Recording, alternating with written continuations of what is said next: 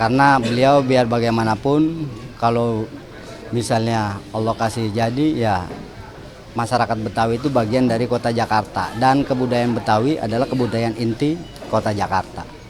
Kira-kira apa Pak yang diinginkan sama Pak Emil? Barangkali mungkin ada aspirasi yang barangkali diharapkan ataupun dititipkan ke masyarakat. Memaksimalkan amanah Undang-Undang Daerah Khusus Jakarta terutama pasal 31 tentang kewenangan pemajuan kebudayaan. Bagaimana budaya Betawi itu menjadi prioritas karena biar bagaimanapun dia sudah terbukti merekatkan kehidupan berbangsa dan bernegara di Jakarta. Sikap dari FBR sendiri apa mendukung? Kalau persoalan mendukung, FBR punya mekanisme sendiri sebab anggota saya juga banyak fungsionaris partai. Jadi tidak bisa dengan serta-merta saya secara jumawa memutuskan itu. Kalau persoalan Kantipmas, saya akan ambil kewenangan saya untuk memerintahkan semua teman-teman menjaga itu. Tapi kalau persoalan pilkada, saya harus bermusyawarah. Gak bisa jamin, cuma yang bisa dijamin adalah keamanan dan ketertiban masyarakat ketika. Ya, artinya kita mendukung pemilu aman dan damai.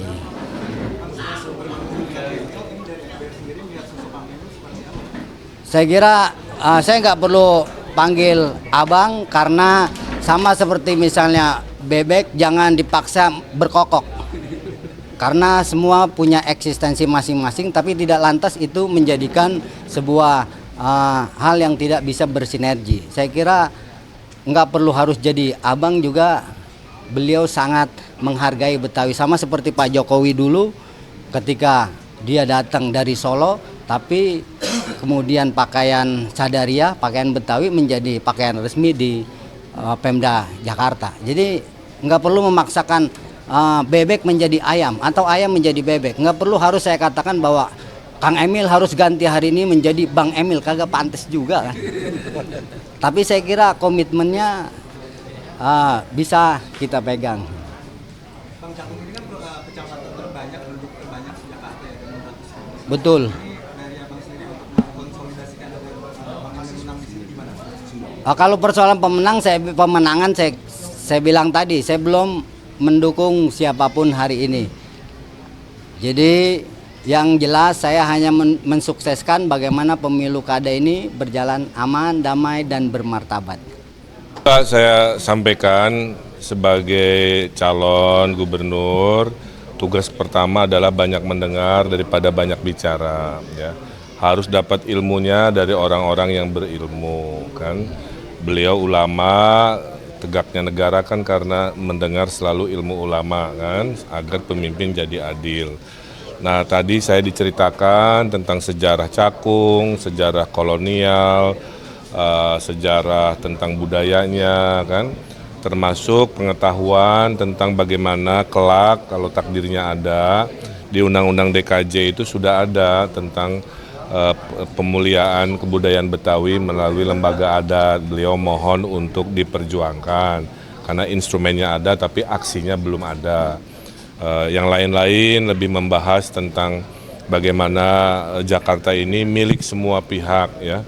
Tadi tentang budaya Betawi yang selalu jujur, ya, tentang makanan datang dari mana disebutkan untuk menunjukkan setoleran itu, ya, termasuk organisasi FBR sendiri multi etnisitas, multi agama menunjukkan sangat terbuka. Dan bagi saya FBR juga bagian dari stakeholder dari Jakarta keseluruhan. Mungkin dalam membangun 5 tahun ke depan itu gagasan saya itu mungkin hanya 30%, ya.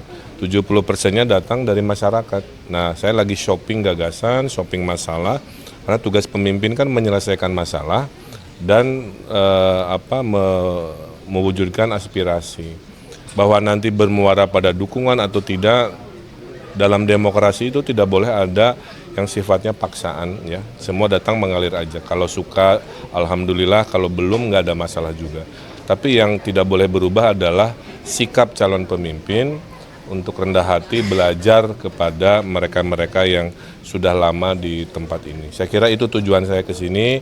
Alhamdulillah dikasih kue, dikasih kopi, dikasih pantun, macam-macam, ya. Dan saya bahagia sesuai tujuan saya mencari ilmu dan juga memohon maaf, ya, seperti biasa, apapun itu kalau ada hal-hal yang kurang berkenan karena kurang ilmu aja sayanya. Terima kasih. Kalau nanti kalau misalkan pasangan Ridho jadi terus Jakarta kan sudah bukan lagi jadi ibu kota, nanti soal perekonomian, kemiskinan, apakah Jakarta juga tetap akan jadi wilayah? Tadi saya sampaikan juga ke Pak Kiai, waktu saya mungkin 70% ngurusin orang miskin ya, karena kejomplangan atau gap itu masih tinggi, sehingga harus dicarikan solusi-solusi. Ada anggaran RW 200 juta misalkan kan, kemudian ada kredit tanpa bunga, berbunga tanpa agunan, pasar murah bulanan, hal-hal yang dibutuhkan oleh ibu-ibu yang ada di daerah sini saya kira akan jadi perhatian, tidak melulu tentang hal-hal besar di Jakarta.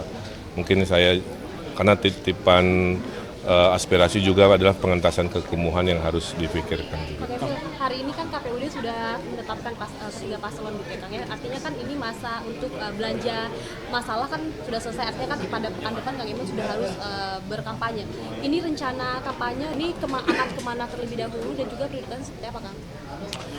Ya, kita ada 4 teknik kampanye. Satu belusukan, nanti saya menyapa ibu-ibu. Tuh, ibu-ibu mau difoto ya?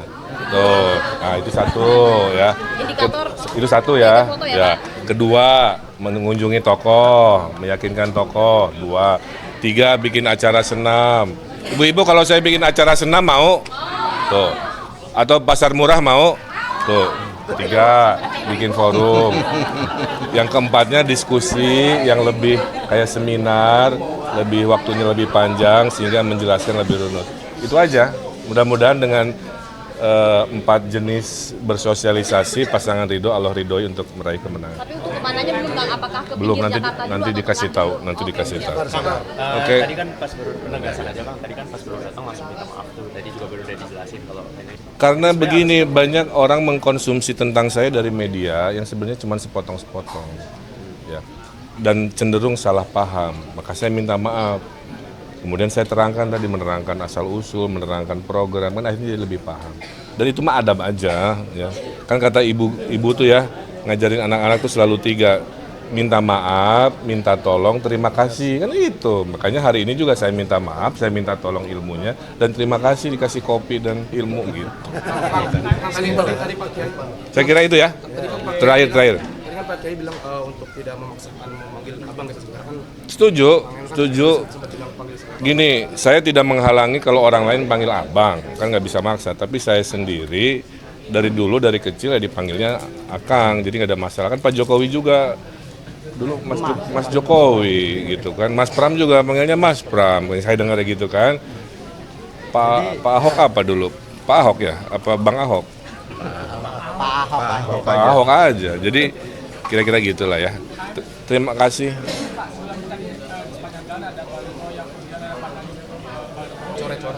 Ya gini, selama ketertiban itu adalah kewajiban ya. Kalau sudah namanya vandalisme jawabannya sama. Jangan ada pelanggaran aturan, itu aja. Bahwa ekspresi orang beda-beda silahkan. Namanya demokrasi, tidak ada pemimpin yang disukai 100%, tidak ada pemimpin juga yang dibenci 100%. Itulah sunatullah. Terima kasih Hatunun.